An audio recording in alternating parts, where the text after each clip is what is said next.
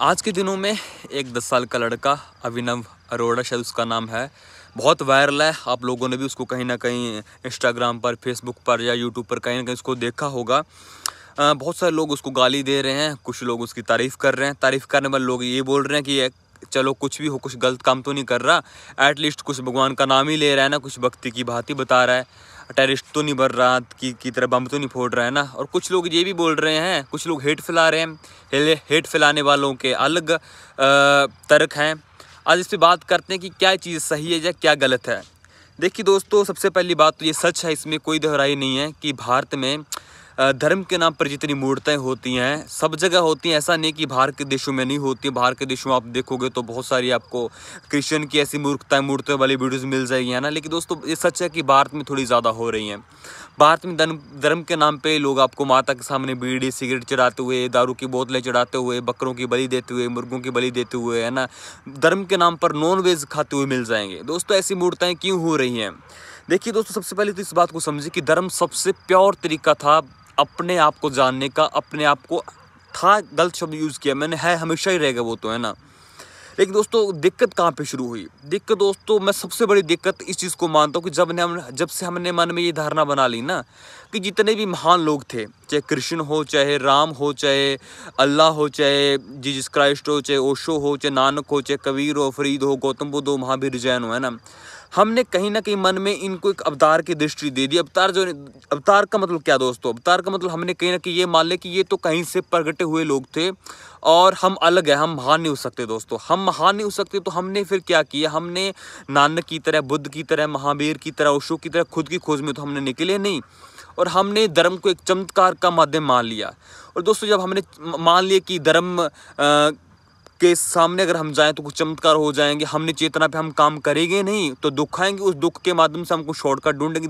धर्म में जाके हम किसी देवी के सामने कुछ भीख मांगेंगे, कुछ फरियाद करेंगे और हमारे दुख दूर हो जाएंगे। मेहनत कुछ नहीं करेंगे, सुबह उठ के योग प्राणायाम नहीं करेंगे, चेतना पे काम नहीं करेंगे, बट जिंदगी के दुख हमें शॉर्टकट में चाहिए। बात से दोस्तों फिर धर्म में पखंड शुरू हो गए। लोग ने, जो लोगों के मन में है उन्होंने वही बोलना शुरू कर दिया। कोई आत्मा को अलग तरीके से बता रहा है, कोई लोगों के शरीरों में से आत्मा बता रहा है, कोई लोगों के मन की आवाज़ें, मन की बातें पढ़कर पखंड फैला रहा है, कोई कुछ कर रहा है, कोई कुछ कर रहा है। लेकिन दोस्तों कोई बहुत कम लोग हैं जो खुद से खुद को जोड़ने की बात करते हैं। और ऐसे में जब आचार्य प्रशांत जैसे लोग आते हैं, हम उनको गाली देना शुरू कर देते हैं, हमारे ईगो पे चोट होती है, हम उसमें से कमी निकालते हैं, हम उनके ऊपर चोट करना शुरू कर देते हैं, हम उनके ऊपर टॉर्च लेके खड़े हो जाते हैं, हम उनमें से कमी निकालना शुरू कर देते हैं। ओशो जैसे लोग आते हैं, हमारी फिर से ईगो पे चोट होती है, हम फिर से उनमें से कमी निकालते हैं कि ओशो सेक्स पे बोल रहा है, आचार्य प्रशांत तो ये बोलते हैं, वो बोलते हैं दोस्तों। लेकिन हम काम की बात करेंगे नहीं, हम थोड़ा सा खुद पे काम करेंगे नहीं। और फिर दोस्तों कोई अभिनव जैसे लोग आते हैं, हमें फिर चोट होती है। हमें चोट होती है कि ये लोग धर्म को बदनाम कर रहे हैं, अभिनव जैसे लोग हैं ना।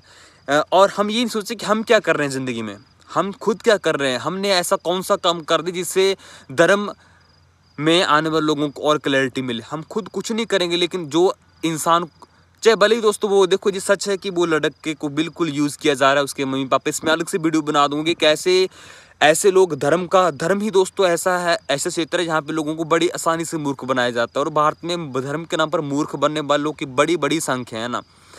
ये अलग टॉपिक है कि उसके माँ बाप उसको यूज़ कर रहे हैं क्योंकि उनको पता है कि उसके, रियली दोस्तों अगर मैं साइकोलॉजी की बात करूं, उसके माँ बाप बिल्कुल अच्छे साइकोलॉजिस्ट रहे होंगे, यानी वो साइकोलॉजिस्ट, यानी वो भारत के लोगों की मनोवैज्ञानिक को उन्होंने समझा, ठीक है। और उन्होंने अपना प्रोडक्ट लॉन्च किया और लोगों को मूर्ख बनाया। वो देखो उन्होंने बहुत सारे पैसे कमा रहे हैं। वो अलग बात है दोस्तों कि अपने बेटे को एज ए सिर्फ वो एक मनी मशीन की तरह यूज़ कर रहे हैं। लेकिन दोस्तों मैं फिर आपसे कहना चाहूँ कि आप लोग क्या कर रहे हो? कोई धर्म पे कुछ गलत करता, हमारी गो हर्ट होती है, बट सोचिए कि हमने ज़िंदगी में, आप हमारी जो भी उम्र हो चुकी है 25, 20, 35, 40, 45, हमने ऐसा क्या किया कि जिससे लोगों को धर्म के बारे में कुछ क्लैरिटी हो? हमने क्या धर्म को जानने की कोशिश की?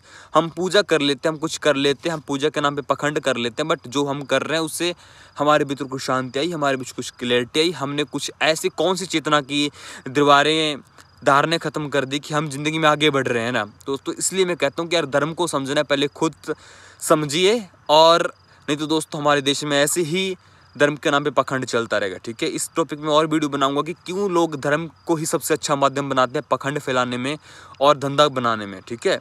असली धर्म क्या दोस्तों, मैं फिर कहूँगा पुस्तकें पढ़िए, विवेकानंद को पढ़िए, ओशो को पढ़िए, है ना। आचार्य प्रशांत अच्छा काम कर रहे हैं दोस्तों, उनको एटलीस्ट समझने की कोशिश करिए। जो आपको बुरी बातें लगती हैं उनको इग्नोर करिए, है ना, क्योंकि वो बुरी बात इसलिए लग रही है क्योंकि हमारे भीतर अहंकार बैठा है, बहुत अहंकार है हमारे भीतर, ठीक है दोस्तों। हमारा अहंकार बहुत विशाल है।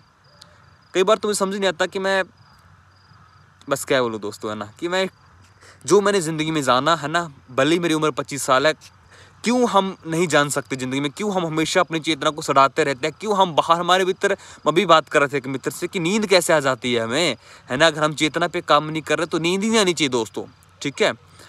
तो खैर अभिनव अरोड़ा तो मेरे लिए एक माध्यम था, बस बहाना था, मैं जो चाहता था वो बात अब तक पहुँचानी थी, ठीक है। मिलते हैं अगली वीडियो में, प्रणाम।